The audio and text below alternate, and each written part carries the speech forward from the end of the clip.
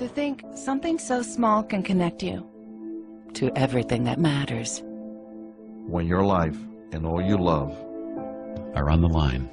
Number one, the United States does conduct espionage. We're at the end of a definition of what a normal human being is. It is a big idea, a new world order. Today we're going to be thoroughly covering the microchip. Not just the microchip that goes in your hand or your pet, but also the one that is in our clothes, our electronics, and the one that has infiltrated our homes. The year is 2017. You're rushed to a hospital unconscious with no ID or medical history, but thanks to a microchip under your skin, it's all there. Science fiction 20 years ago, but a biometric reality today. Well, here I am at the meat counter. This is what the shop likes to call its intelligent freezer. Why do they think it's so clever? Well, all the packets of meat here contain a microchip. It may seem like a vision of a distant science fiction world, but this scenario could be just around the corner. In fact, at this very moment in South Korea, an entire city, a U-city, is being built that utilizes ubiquitous technology. We know that they're spying on us, and they know that we're spying on them. The city of the future that combines high-tech IT infrastructure and information services in the city space. Hwasong Dongtan U City, a place where lifestyle of the future becomes a reality. At Hwasong Dongtan U City, your dreams become a reality. The Department of Homeland Security wants to cut down on the chances that potential terrorists and illegal immigrants can get their hands on government IDs. Today, Homeland Security Chief Michael Chertoff unveiled plans for new, more secure driver's licenses.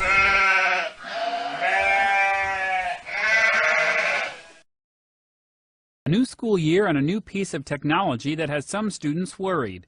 The new Canaan, Connecticut School District could soon be trying out electronic tracking technology on students and school property. Mixed reviews. I think it's my business to know where he is, and the school's business to a certain extent when he's there. I think they would feel, I don't know, weird about people. They already had this plan, but the thing that we need to be conscious of is this implantable biomicrochip. Are you following me? Yes. So it's RFID chip that they're going to put in everyone. This is what we need to be aware of, because that is the culmination of their plan. They want to make human slaves out of us. They want to make mind control slaves out of us. They want sheeple. They want useless eaters. They want automatons.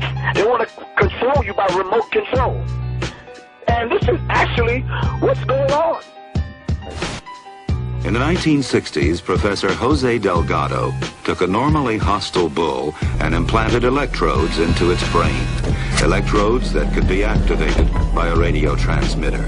His objective was to see if stimulation of the bull's midbrain could short-circuit the rage signals, stopping the bull before it reached the matador. After the bull had recovered from the implantation and in mid-charge, the button was pressed. The bull's aggression ceased instantly. This is your brain. This is your brain on a microchip. Scientists say they'll now be focusing on linking the microchip with the human brain to see how well it can control artificial limbs and restore brain function. University officials say this is the only Canadian city that will be working with such technology. Crystal Demansing, CBC News, Calgary. A clearer experiment was performed with cats. In this classic example, the hypothalamus, the rhythm maker, was implanted with electrodes. Could it be responsible not just for rhythms, but also for rage? The switch is turned.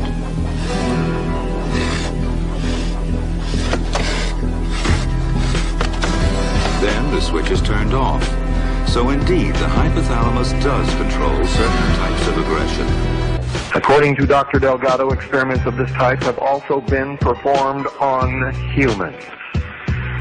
We know that these experiments were conducted in Canada at certain hospitals, and that certain unknowing, unwilling, unconsenting human subjects were implanted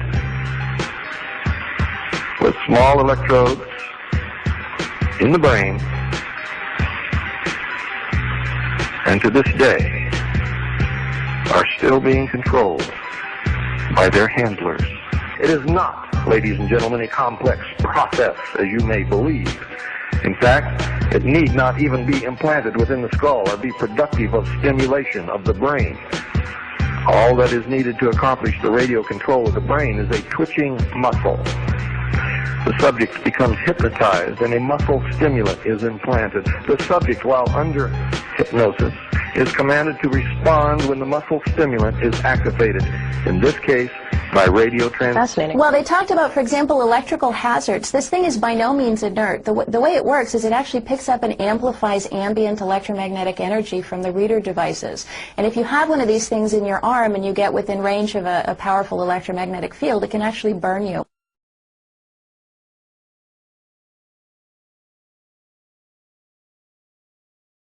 Well, actually, obviously, Secretary Thompson, it's an honor to have him on our board of directors. And as he stated all along, when the infrastructure is in place, he will get a chip. That could be 2050. Let me finish. We now have over 60 hospitals that have agreed to implement the system, so that time is nearing. Right? And I spoke with Secretary Thompson yesterday, and we believe it's in the very near future that he will get a chip and then appear on your show to talk. You have a chip implanted. Is it underneath your right arm? It's in the right arm. You power up a scanner, and you simply scan the arm. And once you scan the arm, you'll see that the identification information. And on the laptop here you have it hooked up to, it says some number, but that doesn't. On the database about Scott Silverman, it'll have my driver's license information, it'll have medical information, it'll have financial information, and it'll have security information for ingress and egress into facilities. The critics would say, and I listened to it, and I'm trying to figure it out, but they use the "they" word a lot. Is there a vast RFID conspiracy out there that is they would say this is a slippery slope.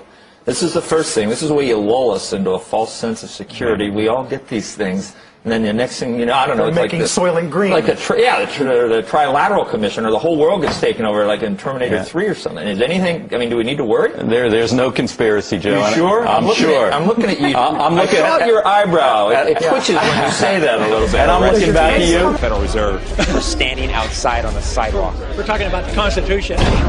Of course, I know exactly what the dollar is going to do, but I'm not at liberty. You're not going to tell me the truth. And those people who have been yelling, oh, the UN's going to take over global Conspiracy government. Conspiracy theorists. They've been crazy, but now they're right.